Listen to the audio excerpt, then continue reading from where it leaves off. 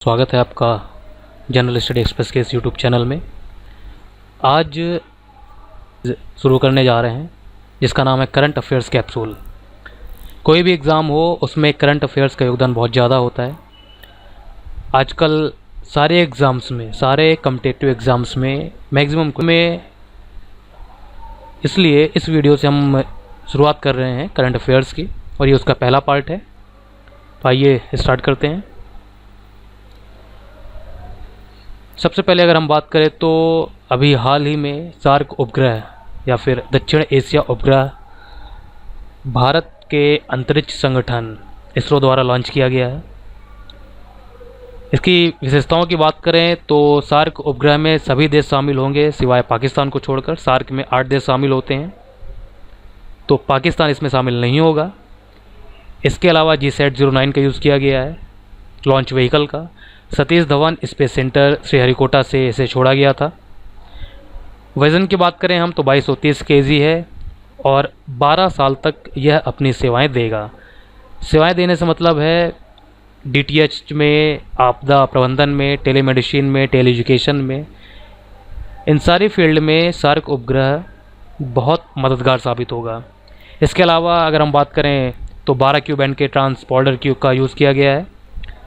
मैंने बताया था DTH टेलीकम्युनिकेशन, आपदा प्रबंधन, टेलीमेडिसिन एवं टेली एजुकेशन में यह उपग्रह मदद करेगा। अब अगर हम बात करें क्वेश्चंस की तो क्वेश्चंस कैसे पूछे जा सकते हैं। क्वेश्चंस आपसे पूछेंगे कि सार्क में कौन कौन से देश शामिल होते हैं, सार्क उपग्रह किन क्षेत्रों में मददगार साबित होगा, ठीक है, इसे कहाँ से छोड़ा गया था, तो इसे सतीश धवन स्पेस सेंटर श्रीहरिकोटा से छोड़ा गया है। इसके बाद अगर हम बात करें तो स्वच्छ सर्वेक्षण 2017, अभी हाल ही में स्वच्छ सर्वेक्षण 2017 की रैंकिंग जारी की गई थी। 434 शहरों में इसका सर्वेक्षण किया गया था और सबसे साफ शहर इंदौर को घोषित किया गया है। मध्य प्रदेश के इंदौर शहर को सबसे साफ शहर घोषित किया गया है। सेकंड नंबर में MP का ही भोपाल है और वर्स्ट शहर यानी कि सबसे गंदा शहर अगर कोई है तो वह है गोंडा UP का, ठीक है। तो नंबर 1 में इंदौर है, नंबर 2 में भोपाल है और अगर हम सबसे गंदे शहर की बात करें तो गोंडा UP का। अब अगर हम बात करें कि कौन कौन से मानदंड यूज़ किए गए थे तो उनमें सबसे पहले था कि घर घर से कूड़ा एकत्रित करने और ठोस कचरे के प्रबंधन के लिए, उसके प्रक्रिया निपटान के लिए, खुले में शौच से मुक्ति यानी कि ODF के लिए, इसके लिए 200 अंकों का 45%, यहाँ पर 200 गलत है, 2000 होगा, ठीक है, यानी कि 900 अंक। इसके बाद अगर हम बात करें तो सिटीज़न का फीडबैक, नागरिकों की प्रतिक्रिया, और थर्ड जो क्राइटेरिया था वह था इंडिपेंडेंट अवलोकन का, स्वतंत्र अवलोकन का, और इसके 25% अंक थे, ठीक है। तो 3 मापदंड बनाए गए थे। पहला था घर घर से कूड़ा एकत्रित करना, उसके अलावा ठोस कचरे का प्रबंधन, प्रक्रिया और निपटान, इसके साथ ही खुले में शौच से मुक्ति की स्थिति क्या है, सेकंड वहाँ के नागरिकों की प्रतिक्रिया क्या है, और इंडिपेंडेंट अवलोकन, इंडिपेंडेंट जांच, ठीक है। तो ये 3 कारक या मापदंड यूज़ किए गए थे स्वच्छ सर्वेक्षण 2017 में। इसके बाद अगर हम बात करें तो अभी हाल ही में NPA अध्यादेश को राष्ट्रपति ने अपनी मंजूरी दी है। NPA मतलब नॉन प्रॉफिट एसेट्स, डूबे कर्ज पर अध्यादेश को लागू किया गया है। इससे RBI को व्यापक अधिकार मिले हैं। अब RBI दिवाला प्रक्रिया शुरू करने का निर्देश दे सकता है, अटकी परिसंपत्तियों पर भी निर्देश दे सकता है। इसके अलावा जिन क्षेत्रों पर अधिक कर्ज संकट है वहाँ पर भी वो निर्देश जारी कर सकता है और बैंक अधिकारियों को कर्ज पुनर्गठन जांच से भी सुरक्षा दी गई है। इसके बाद अगर हम बात करें वन लाइनर की, मतलब एक लाइन में जिसके आंसर्स आप दे सकते हैं, तो 1 मई को अंतर्राष्ट्रीय श्रम दिवस मनाया जाता है। वर्ल्ड प्रेस फ्रीडम डे 3 मई को मनाया जाता है पूरी दुनिया में। स्टेट GST लागू करने वाला पहला राज्य तेलंगाना था और अभी तक 8 राज्यों ने इसे स्टेट GST विधेयक को पारित किया है। मध्य प्रदेश का स्थान 6वां है और उसके बाद हरियाणा का नंबर आता है।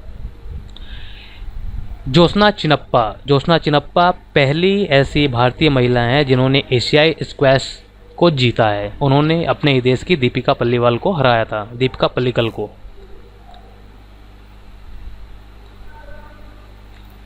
इसके बाद अगर हम बात करें जम्मू कश्मीर के आंतरिक हालात जैसे बहुत ही ख़राब है, तो ये पूछा जा सकता है कि जम्मू कश्मीर के राज्यपाल कौन है। तो जम्मू कश्मीर के राज्यपाल वर्तमान में NN बोहरा हैं। NN बोहरा मीन्स नरेंद्र नाथ बोहरा।